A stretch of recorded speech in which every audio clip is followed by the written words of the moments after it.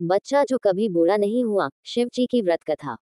मृगदु ऋषि ने शिव की तपस्या करके पुत्र का वरदान मांगा।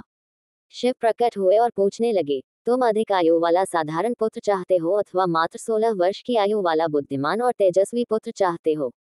मृगदु ने सोचा, अगर मैं बुद्धिमान पुत्र मांगता हूँ तो वह 16 वर्ष की उम्र में ही मर जाएगा, लेकिन अगर मैं अधिक आयु वाला पुत्र मांगता हूँ तो वह बुद्धिमान नहीं होगा।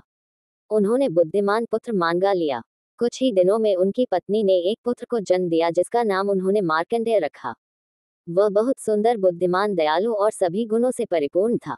जब मार्कंडेय 16 वर्ष का होने वाला था तो उसके माता पिता ने उसे उसकी मृत्यु की बात बता दी।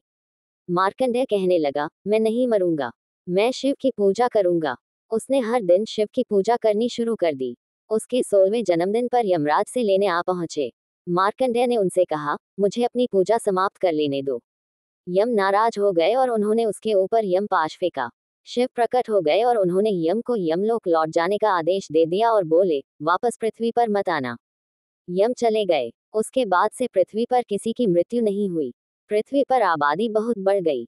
देवी पृथ्वी शिव के पास गई और कहने लगी, मैं इतना भर नहीं उठा सकती, कृपया यमराज को पृथ्वी पर भेजिए। जब शिव ने इनकार किया तो वह सहायता के लिए पार्वती के पास पहुंची। पार्वती ने भी शिव से अनुरोध किया तो शिव बोले, यमराज ने मेरे भक्तों का अपमान किया था।